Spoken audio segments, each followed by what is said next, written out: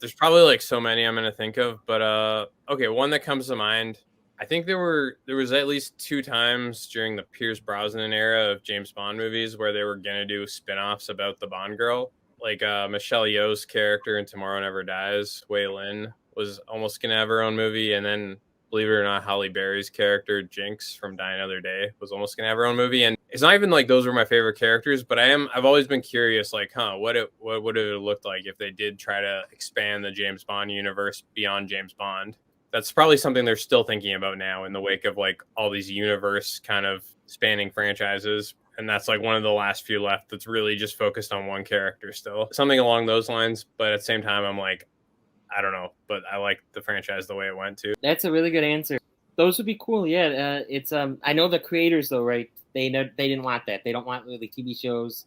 They want it to stay on Bond, right? I mean, that's what they've said lately. That was a long time ago. That was like late 90s, early 2000s. But it's interesting, I think, because it's not like, I guess, like that's only become a question now because of like Marvel and all that stuff. Like that has been a thing they've been thinking of, like back to like the Pierce Brosnan ones even. I don't know, maybe just my curious side is like, what would that have looked like? Yeah, and, that's a good answer. What would what would a movie set in the James Bond universe be like that's not a James Bond movie? Because we've still never got that.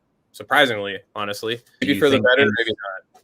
I don't know. Do you think James Bond would have still made an appearance, or would it maybe been like a backstory before they met up with James Bond? I feel like no. I don't think he would have, just because of like if they were made then, back when they were like meant to be made. If they're made now, maybe something like that would happen because it's all about connecting things now. Yeah. But back then, I could see it just like barely being tied to it, and just like the Wei Lin movie just being some like martial arts movie, maybe like a nod or something. But I feel like back then it wouldn't have been as much of a concern if they were actually made to like include such obvious connections like it is now. That's my guess, at least. Just quickly, kind of, what do you think of the Batgirl news, though? I'm conflicted.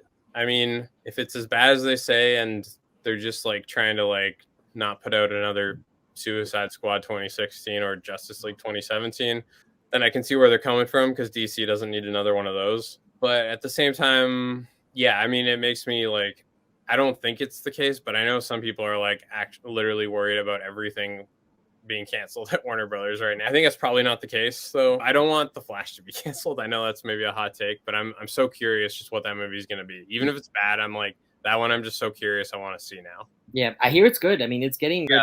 That's what, and all the more reasons. So, but as far as the Batgirl thing, honestly, before that happened, I sort of forgot that was a thing even. I feel like it's getting more attention now by being canceled than it might have if it actually did just come out and went on HBO Max or something.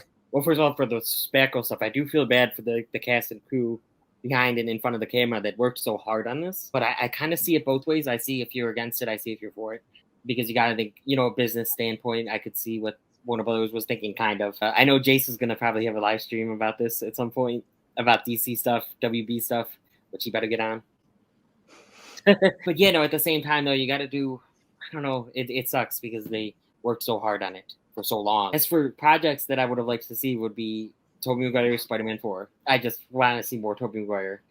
And even Andrew Garfield's Spider-Man 3, Amazing Spider-Man 3, I would have liked to see, even though Spider-Man 2 was a little mixed bag and it was a little, I thought you liked Spider-Man 2, though, Amazing Spider-Man 2 more than Tobey Maguire Spider-Man 3. Yes, I think, I don't know, on this last rewatch, I think I have it ranked that way, but I might change that.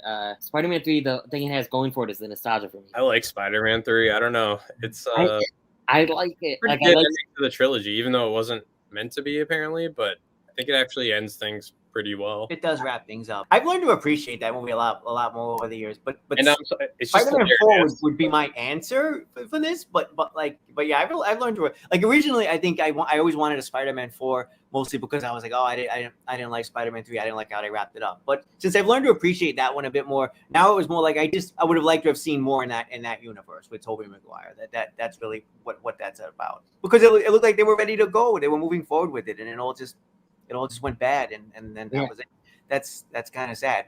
I think it also would have been interesting maybe to see like another Ghostbusters movie. I was a fan of Afterlife, but for a lot of years it seemed like Ghostbusters 3 was going to happen. It was going to happen, but it just didn't quite happen. So I'm curious what it would have looked like if we would have gotten a third Ghostbusters movie in like, I don't know, 95 or 96. That might have been interesting. And it seemed like that was going to happen for a little while. I think one of the scripts was like the Ghostbusters go to hell or something like that. I don't know. I'm curious about that to see like what that would have been. Those would be some of my answers. It's another superhero related one. So Justice League Mortal. Oh yeah, Armie Hammer, right? Was gonna be Batman. Yeah. Dude, they had the entire cast. George Miller was the writer and director, from what I understand. I remember following that. Bummer. Yeah, man. So they had the entire cast was Armie Hammer as Batman, which obviously would be interesting as far as now, not some I don't know, weird. just like imagine though, like that would have been made things like worse now. Like that would have been one more of their superheroes. It just seems like Warner Brothers has a knack of like finding actors and actresses that have like weird, deep, dark, messed up histories of some kind that don't come to light until after they've cast them. But anyway, Wait, they were something in the news lately with the DC. I think I don't know. Anyway, they had Armie Hammer as Batman. They had DJ Catrona. Apologies if I pronounce any of these names wrong. DJ Catrona as Superman. Megan Gale as Wonder Woman. Teresa Palmer as Talia al Ghul. Common was going to be, so the rapper Common was going to be Green Lantern John Stewart. Adam Brody was going to be the Flash. Jay Baruchel as Maxwell Lord. Hugh Keys Byrne as Martian Manhunter, and then Santiago Cabrera as Aquaman. So it was like the whole thing was cast and set up, and and it was like a stacked cast for at the time. Script, I believe, was fully ready to go. They had gotten to the point where they were getting people in their suits, so the whole thing, if I'm not mistaken, out there somewhere in the depths of the internet are like pictures of some of these people in the test screen, and not test screenings, but like the suits for when they were trying on the suits and stuff, I believe. So yeah, I don't know. I mean, not to say like I think it was going to be anything amazing. It's not even that. It's just more so it would have been cool to see it. And I feel like that's my similar thoughts with Batgirl, which, Dan, you are right. I am by all means. Appreciate the kick in the ass there. I'm going to be doing like a stream almost entirely dedicated to that, but also kind of the state of the DCEU. Yeah, I don't know, man. It's just one of those where I feel bad because even if it wasn't the greatest of movies, I don't see what the purpose is of like just not putting it out at this point. Like there's a lot of reasons that have been given. Well, maybe it wasn't as on par with what they want to put out. It's not the quality of what they want to be shown now. They don't want people to judge their universe based on that film. I don't feel like any of those responses hold any water. I really don't. And that's just my personal opinion here. I want to see Nick Cage as Superman. That's what I want. Oh, Superman Lives.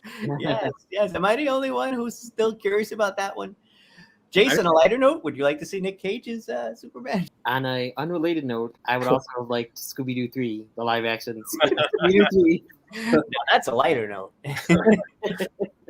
I really would have. It would have been so cool. What about a Batman live action Scooby-Doo crossover? Yeah. There you go. Because they did a cartoon. Do it. Yes.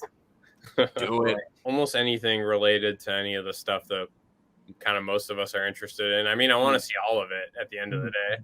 Yeah, I'm the same way. I want to see Batgirl. I don't care.